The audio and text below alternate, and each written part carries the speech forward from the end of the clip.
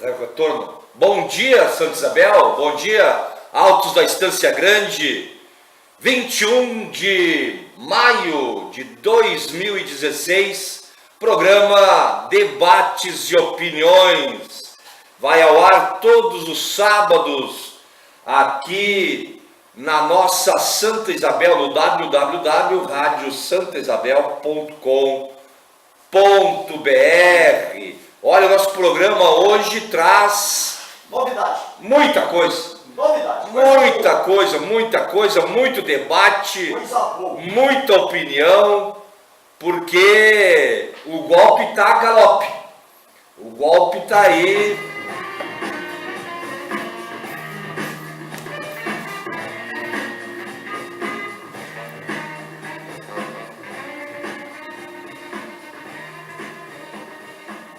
Oito horas 41 minutos aqui nos Altos da Estância Grande, programa Debates e Opiniões aqui na nossa rádio Santa Isabel, www.radiosantaisabel.com.br.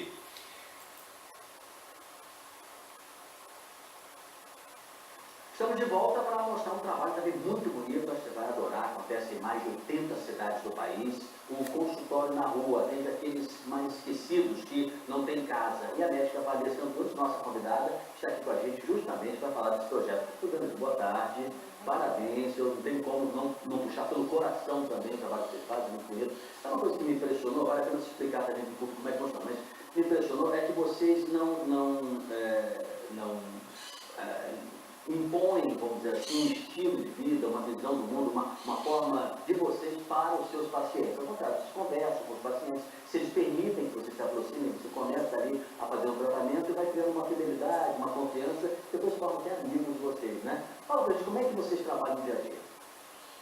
Então, a receptividade do trabalho, acho que isso é uma coisa que muita gente deve imaginar, porque a gente tem muito esse estereótipo de pensar o morador de rua como um pessoal assim, violento, perigoso. E a prática que a gente tem é de que tem uma receptividade muito boa nessa aproximação. Assim. As pessoas recebem muito bem o trabalho. Em nenhum momento, hoje, nesses 3 anos de experiência, eu tive alguma situação onde eu me senti de qualquer maneira ameaçada, estando ali naquele lugar. A aproximação é exatamente assim, quer dizer, tem alguém em algum lugar, ou vocês atuam por região, por rua? A gente tem uma divisão por região. Aqui no Rio, cada município organiza de uma maneira diferente. Aqui no Rio a gente fez essa opção, como é um município muito grande, a gente tem uma divisão em áreas programáticas. E aí cada consultório na rua atua na sua área programática, mas são áreas grandes. A gente, por exemplo, atua na consultório na rua de Manguinhos, a gente vai para Manguinhos, Bom Sucesso, Complexo da Penha, todo o Complexo da Maré. Então, uma meia dúzia de bairros, por exemplo. Isso, pegando a Avenida Brasil até Vila Rural. Tem médico para tudo isso? Tem uma quantidade boa de médicos? Então, essa equipe atende isso. Eu sou a única médica da equipe. Mas o que acontece? A gente trabalha também, está buscando cada vez mais fortalecer uma parceria também com as próprias equipes de saúde da família próximas do local onde as pessoas também ficam, né? Teve vontade? Só para ter mais um pouquinho de precisão disso, e vocês falam também de um mapeamento dos moradores de rua naquela região. Exato. E aí, a partir E que daí... está sempre mudando, né? O tempo todo muda, conforme acontece algum evento, uma questão de segurança, de conseguir... Essa é a doutora Valesca Antunes, que fala sobre o projeto Consultório na Rua, lá do Rio de Janeiro, uma das equipes do Consultório na Rua do Rio de Janeiro. Aqui em Viamão a gente também tem um consultório de rua, na rua, aliás, que trabalha com essa população que é andante, né? E eu trouxe esse áudio para a gente perceber que esse áudio esse programa ele é produzido pelo SUS, é bancado pelo SUS. O SUS federal repassa aos municípios, né, e aos estados recursos para que essas equipes sejam formadas. Essas equipes são formadas com médico ou enfermeiro, assistente social, psicólogo e 4 redutores de danos. Então, são equipes de 5, 6 pessoas que são itinerantes, andam na rua, chegam aonde que mora o cidadão e a cidadã que está na rua. E fazem todo um trabalho de aproximação e de cuidado, e fazem também a interligação com o posto do local, entende? Essas pessoas não podem sofrer preconceito, tem que ser tratadas na sua integralidade. E isso está em risco, né?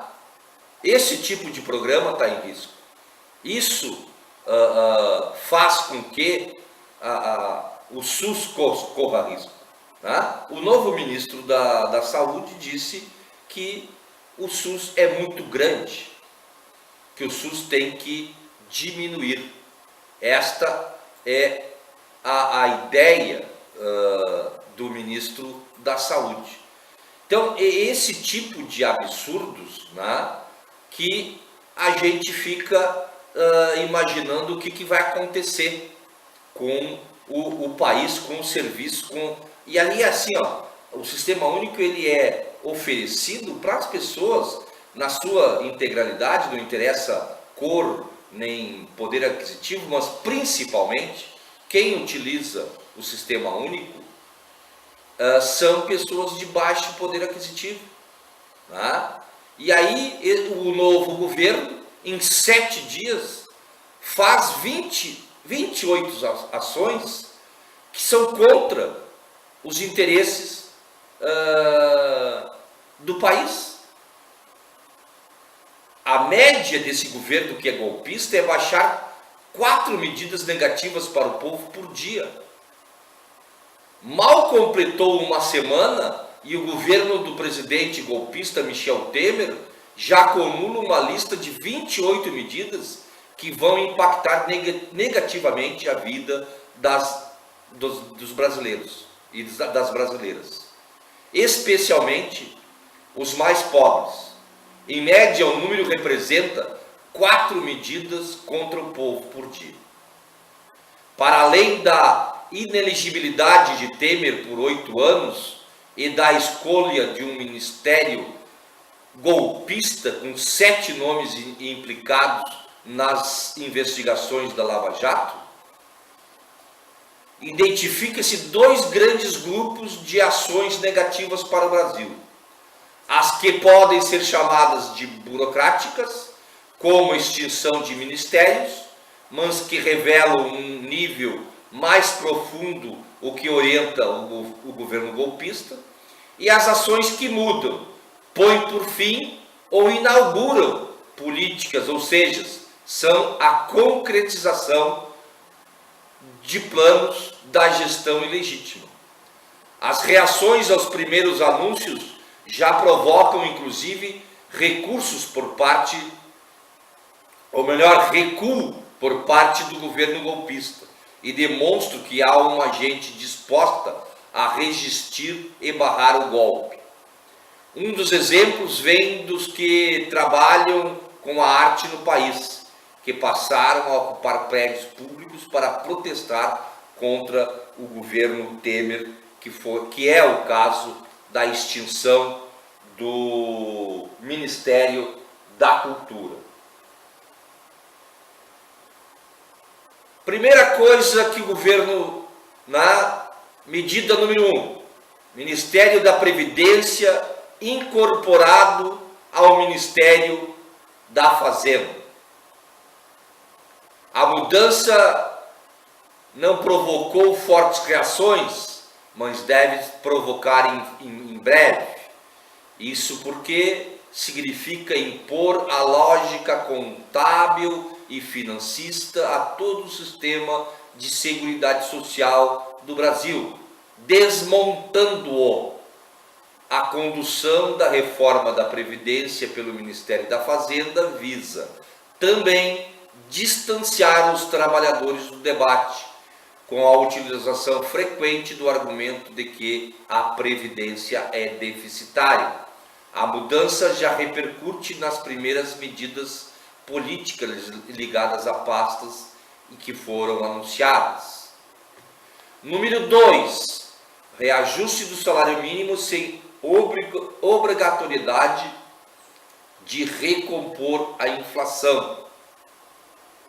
E aí também não disseram qual é o índice que vão usar para reajustar o salário mínimo. O reajuste do salário mínimo anualmente se baseia em uma fórmula que inclui a taxa de inflação com o objeto de repor as perdas salariais impostas pelo processo inflacionário. Sem essa obrigação, os aumentos passam a ser negociados no Congresso Nacional, sem garantir a reposição da inflação. Em outras palavras, o trabalhador não terá mais garantia de aumento real. Terceiro, fim da indexação de qualquer benefício previdenciário ao valor do salário mínimo. Até ontem, aumentava o salário mínimo, aumentava a aposentadoria, aumentava o Bolsa Família, aumentava o benefício de prestação continuada, aumentava tudo de acordo com o salário mínimo. Agora ele acaba isso. O reajuste do salário mínimo não vai ter mais a correção da inflação, com o objetivo de repor as perdas salariais impostas pelo processo inflacionário. Sem essa obrigação, os aumentos passam a ser negociados lá no Congresso. Isso aí acaba, né? O Congresso vai dizer quanto que merecem os trabalhadores ganhar. E aí você já sabe, né? Para eles aumentam montão, né? 100%. Para nós é 1% e olha lá. Terceiro, fim da indexação de qualquer benefício previdenciário ao valor do salário mínimo. O pretexto de desindexar a economia e melhorar o perfil das contas públicas, não haverá aumento no valor das aposentadorias, com base no salário mínimo. Os aposentados passam a contar com a boa vontade do governo federal em promover reajustes, em vez de critérios transparentes e a garantia de reposição das perdas com a inflação. 4. Aumento do tempo de contribuição e da idade mínima para a aposentadoria, inclusive para servidores da ativa. A reforma da Previdência, que está sendo gestada pelo governo golpista, vai impactar os servidores da ativa e ampliar o tempo de contribuição e a idade mínima para a aposentadoria. A ideia de uma nova Previdência apenas para os que integrarem o sistema no futuro já foi descartada. Sobre a reforma da Previdência, né, tem conversas de bastidores que dizem que o homem vai ter que trabalhar até 70 anos e a mulher vai ter que trabalhar até 65 anos. Que a vontade do governo golpista é acabar o tempo por tempo de contribuição, aposentadoria por tempo de serviço. Tá? A vontade deles é só por tempo de idade, né? Só por idade. Número 5, aumento de impostos. A meta é diminuir o nível de tributação da sociedade. Dito isto, a prioridade hoje é diminuir a dívida pública. Se houver necessidade de um tributo, ele será aplicado.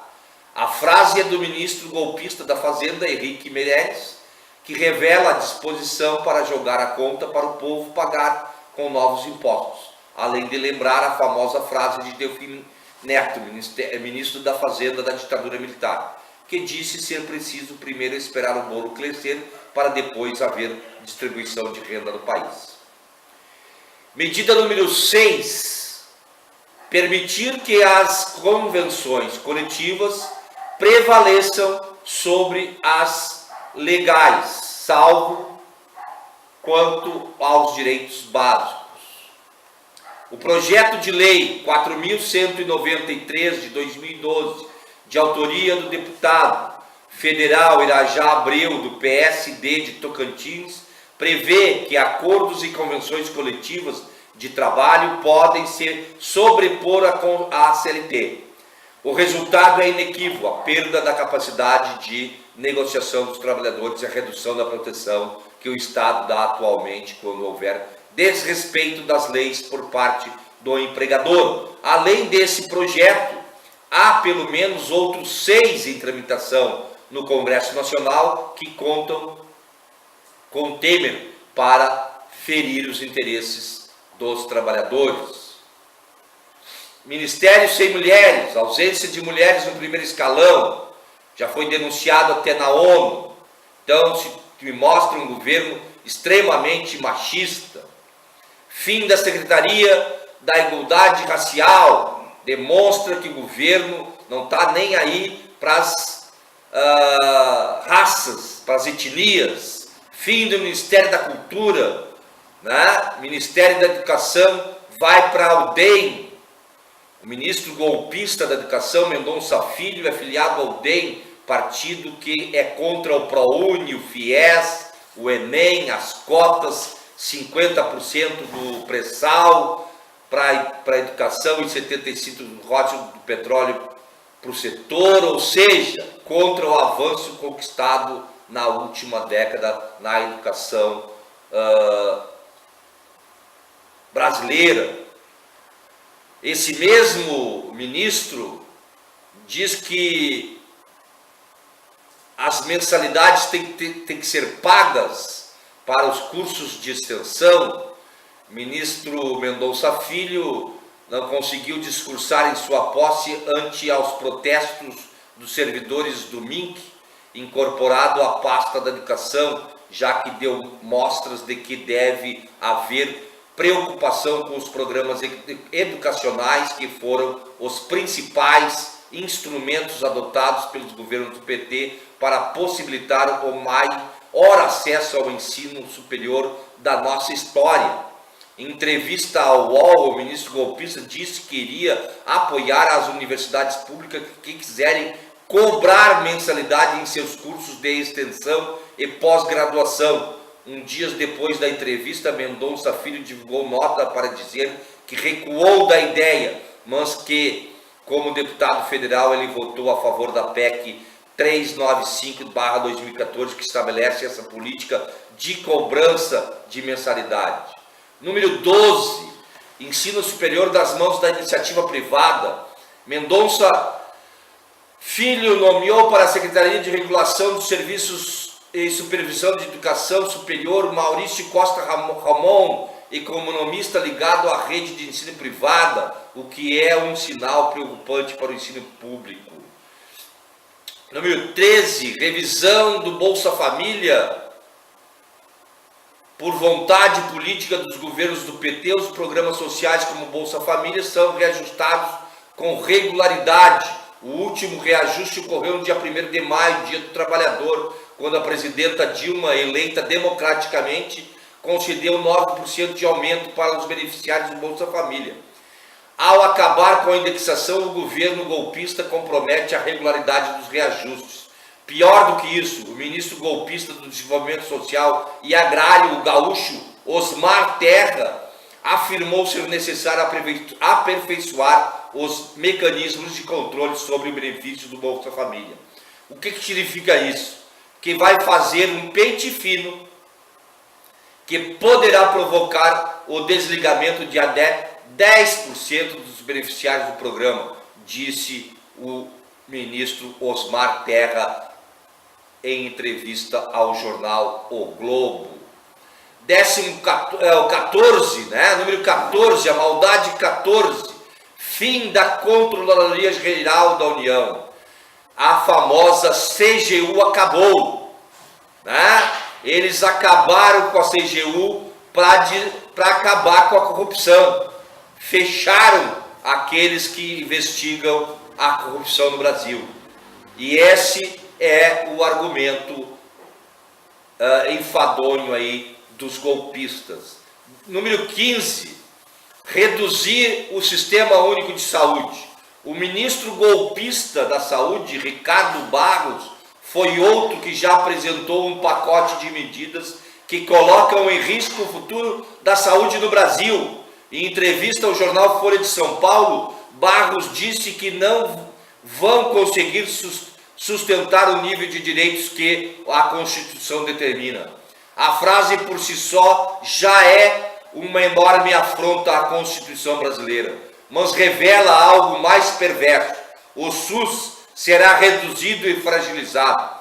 O roteiro novo, ou melhor, o roteiro não é novo, pois a desarticulação do sistema, uma das maiores conquistas do povo na Constituição de 88, ante os interesses privados de saúde.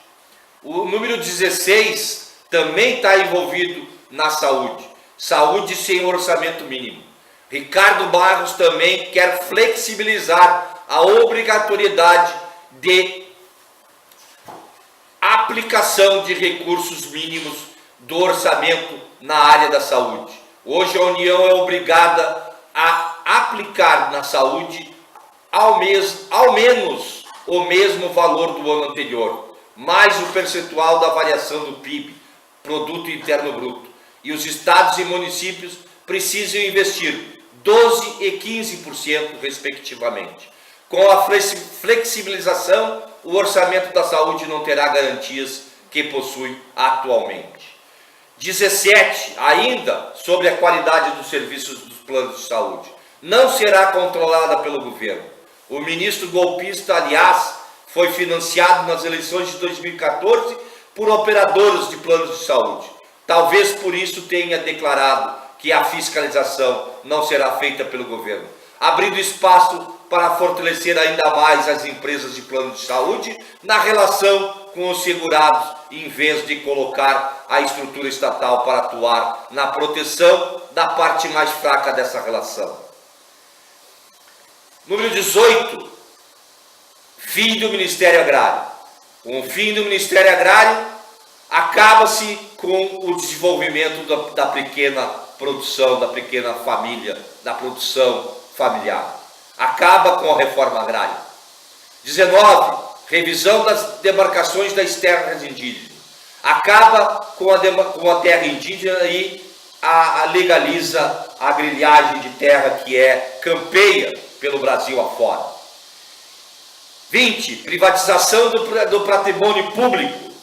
Um dos objetivos do golpe é restabelecer a agenda neoliberal, derrotada nas urnas em 2002. A agenda inclui a privatização de grandes fatias do do bem público, do patrimônio público.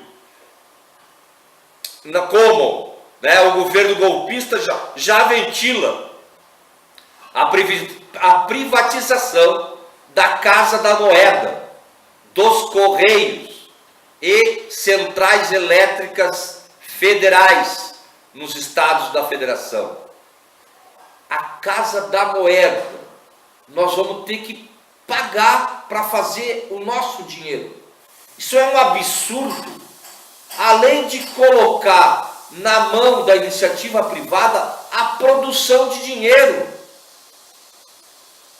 Quem me garante a qualidade, a integralidade da nota brasileira sendo produzida por uma iniciativa privada? Qual é o controle de qualidade que o nosso dinheiro não vai ser falsificado? 21. Ataque o Minha Casa Minha Vida. Apesar de que não vai ser, apesar do discurso do golpista Temer, de que o Minha Casa Minha Vida vai acontecer, é mentira. 11.250 unidades já foram revogadas. Não vai construir mais. A revogação se deu por parte do programa que destina recursos a entidades sem fins lucrativos para a construção de moradias populares na forma de auto-organizado, Então isso acabou, não vai ter 11.200 casas, não vai ter.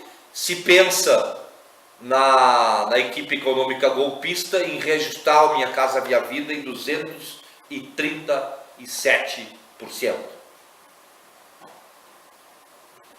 O fim da Secretaria dos Direitos Humanos, a repressão 22 é o fim da questão dos direitos humanos, né? E aí, junto com o fim dos direitos humanos, vem repressão no 23 aos movimentos sociais. 24, a empresa de comunicação é golpeada com a Lei 11.652, que estabelece mandatos fixos para a diretoria da empresa da IBC, com o objetivo de protegê-la da interferência do governo e para criar uma comunicação pública de qualidade nos moldes da BBC de Londres. Em desrespeito à lei, Temer exonerou o jornalista Ricardo Mello da chefia da IBC, para nomear Laerte Rimoli, ex-assessor da Secretaria de Comunicação de Eduardo Cunha, do Rio de Janeiro. Então, a empresa tinha uma lei que protegia, né, os seus dirigentes. Hoje, ele não é mais respeitada essa lei. A criação a ida de José Serra para o Ministério das Relações Exteriores, né, muda toda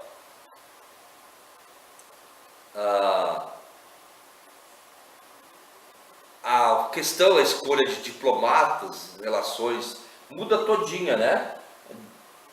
Refoca a política externa brasileira com vistas aos Estados Unidos. O item 25, ele fecha embaixadas na África e no Caribe, né? Já fruto dessa política integrista de Serra.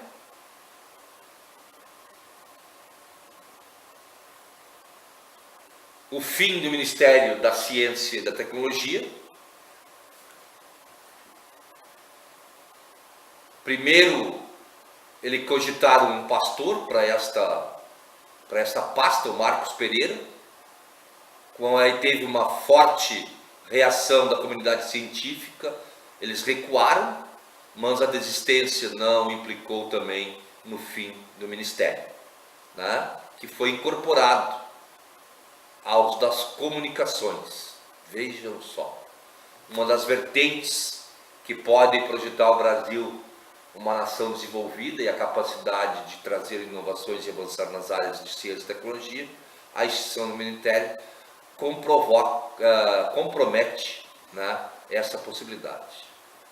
28, logo baseada em mapa da ditadura, escolhida por Michel, a ideia de mudar o logo do governo federal para transformar uma imagem de modernidade para os golpistas, esbarrou em dois problemas graves. O primeiro foi o uso da bandeira brasileira com 22 estrelas apenas, ou seja, a versão do período militar. A bandeira usada não inclui as estrelas que representam os estados criados após o golpe de 64. O segundo problema foi a escolha do logo, né, pelo filho do presidente golpista, que tem o mesmo nome do pai. A decisão deveria se guiar por critérios técnicos de comunicação e publicidade e levar em conta o interesse público. Mas ao deixar o filho fazer a escolha, Temer enviou um recado ao país. Os processos decisórios do seu governo, além de não terem participação empoderada de mulheres e negros, terão sempre que possível uma pitada de nepotismo e uma áurea de monarquia.